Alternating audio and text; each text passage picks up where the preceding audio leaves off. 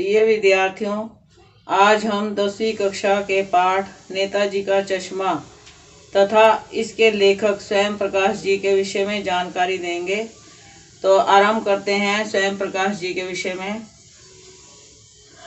लेखक स्वयं प्रकाश जी का जन्म सन 1947 में मध्य प्रदेश में इंदौर नामक स्थान पर हुआ। शिक्षा व पद के विषय में कहा जा सकता है कि उन्होंने मैकेनिकल इंजीनियरिंग पास की और औद्योगिक प्रतिष्ठान में नौकरी की। वसुधा नामक पत्रिका के संपादन से वे जुड़े रहे। साहित्यिक परिचय। समकालीन कहानी के महत्वपूर्ण हस्ताक्षर माने जाते हैं। उन्होंने 13 कहानी संग्रह लिखे, जिनमें सूरज कब निकलेगा, आएंगे अच्छे दिन भी, आदमी जात का आदमी और संधान प्रसिद्ध है।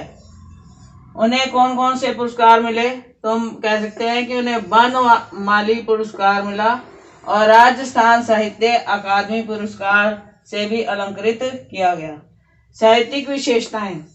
मध्य वर्गीय जीवन के कुशल चितेरे स्वयं प्रकाश जी की कहानियों में वर्ग शोषण के विरुद्ध चेतना है, तो हमारे सामाजिक जीवन में जाति, संप्रदाय और लिंग के आधार पर हो रहे भेदभाव के प्रति प्रतिकार का अर्थात विरोध का स्वर भी है। रोचक किस्सा गोई शैली में लिखी गई उनकी कहानियां हिंदी की वाचिक परंपरा को समृद्ध करती हैं। तो यहाँ पर रोचक गोई शैली का अर्थ है कि उनकी कहानियां इस तरह की हैं जिन्हें पढ़ने में अत्यधिक आनंद की प्राप्ति होती है, रुचि पैदा होती है। तो यहाँ पर स्वयं प्रकाश जी का परिचय हमने दिया।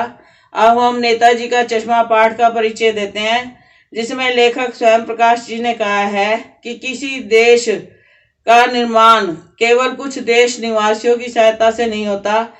उस देश के पहाड़, नदियां, झरने, पशु पक्षी सभी उस देश में आते हैं और उस देश में रहने वाले लोग अपने अलग अलग तरीकों से देशभक्ति व्यक्त करते हैं। तो यहाँ पर इस पाठ में एक कस्बे में लगी हुई नेताजी की बस्ट के विषय में बताया गया है। उस कस्बे की नगर पालिका के किसी प्रशासनिक अधिकारी ने निश्चय किया कि वह चौराहे पर नेताजी की बस्ट लगवाएगा। अब नगर पालिका की शासन अवधि समाप्त होने वाली थी और धन की भी कमी थी। ऐसी स्थिति में मूर्ति बनाने का कार्य उसी कस्बे के इकलौते ड्राइंग मास्टर मोतीलाल को सौंप दिया गया और उसने 1 महीने में मूर्ति बना देने का वायदा किया। अब वह मूर्ति अर्थात बस्ट चौराहे पर लगा दी गई। तो उस क्षेत्र में एक हवालदार साहब अपनी जीप से जाते थे। जब वे उस चौराहे से गुजरते थे तो उनका ध्यान उस बस्ट पर चला जाता था। केवल उस बस्ट पर ही नहीं, उस बस्ट की आंखों पर लगे हुए चश्मे पर ध्यान चला जाता था, क्योंकि उस बस्ट का चश्मा हर रोज बदला हुआ होता था। तो 1, 2, 3 बार जब वे वहां से निकले तो उन्हें बस्ट की आंखों पर चश्मा बदला हुआ लगा। तो उनके मन में जिज्ञासा पैदा हुई यह जानने की कि वो चश्मा कौन बदल जाता है। उसी चौराहे पर एक पान वाले की दुकान पर वे पहुंचे, पान खाया और उस दुकानदार से पूछा कि इस बस्ट पर चश्मा कौन बदल जाता है। पान वाले ने हंसते हुए कहा कि कैप्टन बदल जाता है। तो हवलदार साहब ने पूछा कि वह क्यों बदल जाता है। पान वाले ने बताया कि कोई ग्राहक आ गया, उसे नेताजी की बस्ट वाला चश्मा पसंद आ गया, तो कैप्टन कहाँ से लाएगा। वह उस मूर्ति का चश्मा उतार कर ग्राहक को दे देता है और उस मूर्ति पर नया चश्मा लगा देता है। अब हवलदार साहब को यह बात समझ में आई कि कोई एक चश्मा बेचने वाला व्यक्ति है जो इस मूर्ति पर चश्मा बदल देता है। शायद उसे सुभाष चंद्र बोस की मूर्ति बिना चश्मे के अधूरी लगती होगी और उसे पूर्णता प्रदान करने के लिए वह उसका चश्मा बदल देता होगा। कुछ दिन बाद फिर हालदार साहब जब वहां से गुजरे और उन्होंने पान वाले से फिर पूछा कि इस मूर्ति का ओरिजिनल चश्मा कहाँ गया। अब जब उन्होंने पूछा कि ओरिजिनल चश्मा कहाँ गया, तो पान वाले ने हंसते हुए कहा, मास्टर बनाना भूल गया। तो अब हालदार साहब सोचने लगे कि कोई व्यक्ति जिसने इस मूर्ति को बनाया है वो चश्मा बनाना भूल गया है, या फिर मूर्ति संगमरमर की थी और वह सोच रहा होगा कि किस तरह का चश्मा बनाऊं, और या ऐसा भी हो सकता है कि मूर्ति स्थापित करते समय चश्मा टूट गया हो। तो इस तरह के विचार उनके मन में आए, परंतु फिर उन्होंने दोबारा पान वाले से पूछा कि कैप्टन, क्या कोई आजाद हिंद फौज का भूतपूर्व सिपाही है। अब पान वाले ने एकदम कहा कि वो लंगड़ा क्या जाएगा फौज में, देखो वो पीछे आ रहा है।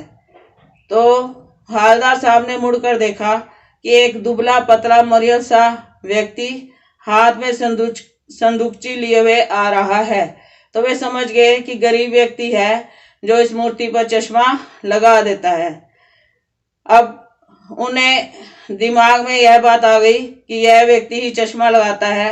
अब वे जब भी चौराहे से गुजरते मूर्ति पर अलग अलग तरह के चश्मे लगे हुए देखते और आगे गुजर जाते। 2 साल इसी तरह बीत गए, परंतु कुछ दिनों बाद उस मूर्ति पर चश्मा नहीं लगा हुआ था।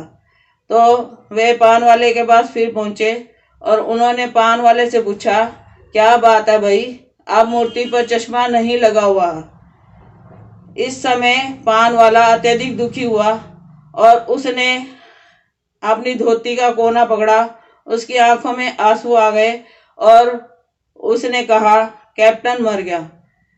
तो अब हालदार साहब को यह बात समझ में आई कि जो व्यक्ति इस मूर्ति पर चश्मा लगा देता था उसकी मृत्यु हो गई है और अब इस मूर्ति पर कोई चश्मा नहीं लगाएगा। यह सोचकर वे वहां से चल पड़े और कुछ दिनों बाद फिर अचानक जब वे उस चौराहे से गुजरे तो जीप स्पीड में थी और उन्होंने एकदम ड्राइवर को जीप रोकने के लिए कहा और चलती जीप से तेजी से उतरे और उन्होंने अटेंशन की स्थिति में खड़े होकर उस मूर्ति को देखा। उनकी आंखों में आंसू आ गए, वे भावुक हो उठे क्योंकि उस मूर्ति पर एक सरकंडे का चश्मा लगा हुआ था। ऐसा लगता था कि जैसे किसी बच्चे ने उस मूर्ति पर सरकंडे का चश्मा लगा दिया है। इससे पता चलता है कि कुछ लोग ऐसे हैं जो देशभक्तों का मान सम्मान बनाए रखना चाहते हैं और उन्हें नेताजी की मूर्ति बिना चश्मे के अधूरी लगती है और इसलिए उन्होंने उस मूर्ति को पूर्णता देने के लिए सरकंडे का चश्मा लगा दिया है। तो इसके साथ ही हमारा यह पाठ का सार समाप्त होता है। धन्यवाद।